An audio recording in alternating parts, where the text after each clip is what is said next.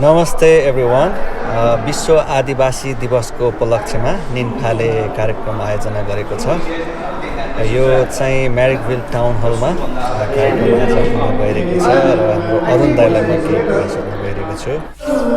आजको कार्यक्रमको बारेमा भन्नु न दाइ अलिकति। फ्याफुला नमस्ते धोरले जोजोलापा स्यामुन्ने सेवारो तासिदेले घोरलगी सरलो आदि इत्यादि आदिवासी अभिवादन। आज 28औं आदिवासी दिवस मनाउन गइरहेका छौँ। सबैलाई स्वागत छ यसमा र यस कार्यक्रमको मेन उद्देश्य भनेको नेपालमा रहेका आदिवासी जनजातिहरू र विश्वमा छरिरहेका आदिवासी जनजातिहरूको स्थिति र कस्तो छ र अहिलेको अवस्थामा स्पेसली आदिवासी नलेज चाहिँ हराउँदै गएको, ज्ञान चाहिँ हराउँदै गएकोमा हाम्रो आदिवासी महिलाको भूमिका कस्तो रहन्छ, ट्रेडिसनल नलेजलाई चाहिँ आउँदो पुस्तामा हस्तान्तरण गर्नको लागि त्यो थिम राखेर युएनले राखेको थिमलाई हामीले पनि यस कार्यक्रममा चाहिँ प्रयोग गर्दै आजको कार्यक्रम भव्य रूपमा सुरु हुन गइरहेको छ। सबैलाई स्वागत छ। धन्यवाद।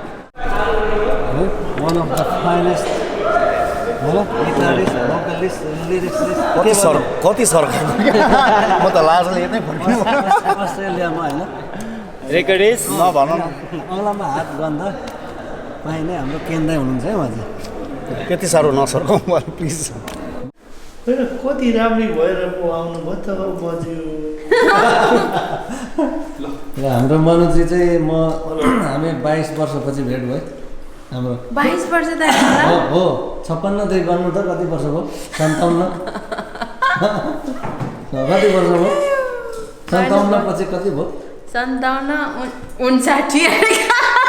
59 60 70 अहिले 79 भएन त 22 वर्ष है। कम त धेरै पछि भयो हाम्रो मनोज है। हामी चाहिँ पुरा चाहिँ त्यतिखेर उहाँले चिया खुवाउनुहुन्थ्यो है अनि हामी गीत गाउँथ्यौँ क्लाससँगै गरे क्या नेपालमा अनामनगरतिर दिल्ली बजार बाग बजार हामी चाहिँ भेट चाहिँ भएन छौँ तर छिर्नु चाहिँ त्यति छिरेको छ। त्यही त म त्यो मदन भण्डारी कलेज छ अहिले त्यहाँ बस्थेँ म है।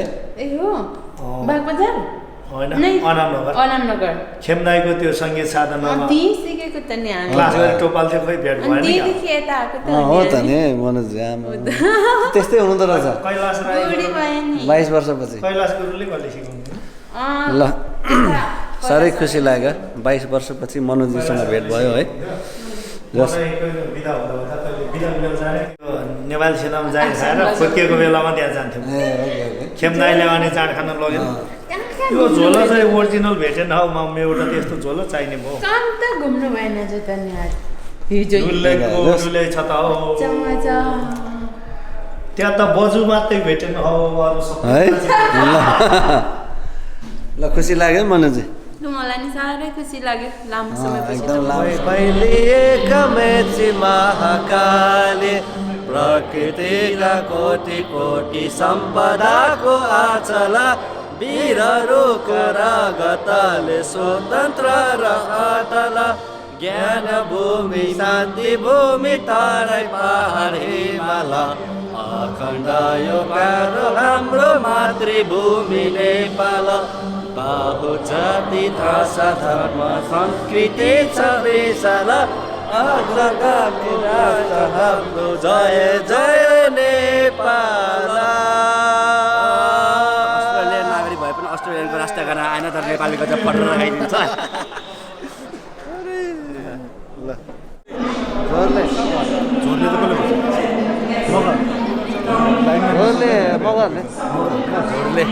छ्याजलो छ्याजलो चाहिँ कसले?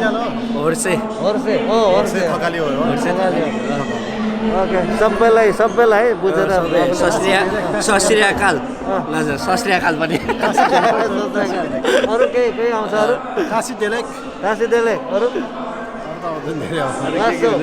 होइन जोजोलापा ओके सेवार है सेवारू ल सबैको छुटेन होला अब चाहिँ होइन कसैको छुटेन कमेन्टमा भन्नुहोस् है हेर क्या होइन के ल 2-3 दिन जुजु दाई है र भाउजू है खोइ त नानी नानी भएर त्यो के अरे हाम्रो आशिषको छोरासँग एक्लै आएको भाइ एक्लै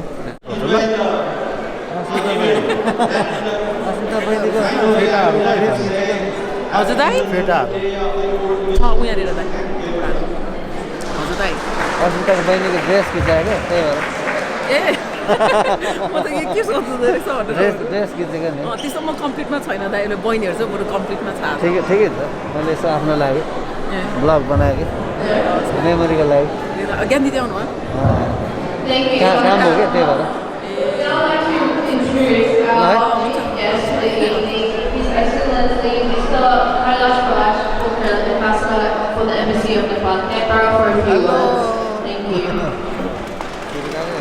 इन्टरभ्यू लिनुहुने हो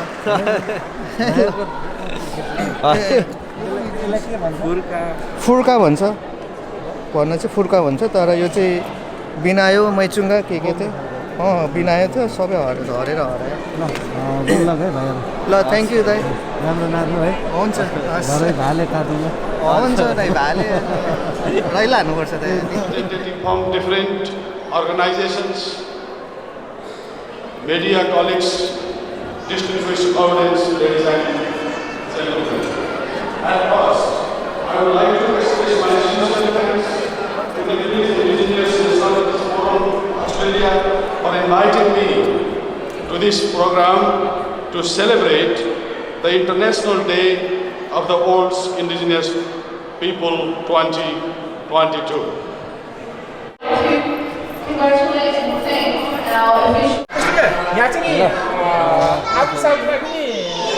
नरेनजीको ब्लगमा यहाँलाई स्वागत छ आज आदिवासी जनजाति दिवस होइन world indigenous day happy indigenous यो चाहिँ म्यारिकभिल टाउन हलमा आज सेलिब्रेट गरिरहेको छौँ हामीले ल आनन्दजी है अब तपाईँलाई पनि मेरो ब्लगमा अब यसो मेमोरी होस् भनेर म चाहिँ जेपिटी ब्लग हो होइन ठिकै छ ल यहाँ म पनि अब यहाँ खिच्नु पर्ने छ मेरो पनि छ पनि रहेछ नि त तपाईँको त्यही होइन ल है गाइस अब हामी चाहिँ ब्लग हो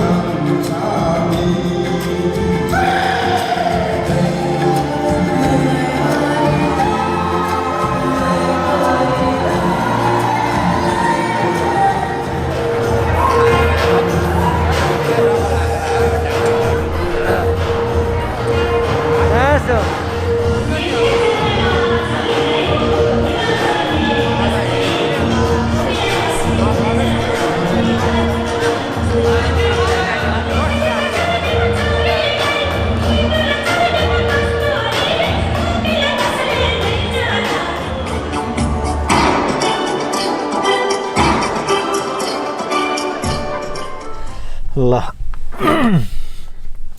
8:30 बजेको छ अब चाहिँ कार्यक्रमबाट फर्किने बेला भयो जस रमाइलो भयो है 22 वर्षपछि मनुजीलाई पनि भेट भयो ल यस्तै छ अब त्यस्तै घन्टा अलिकति बढी ड्राइभमा म चाहिँ ठ्याक्कै गसबत पुग्छु ल आजलाई यति है त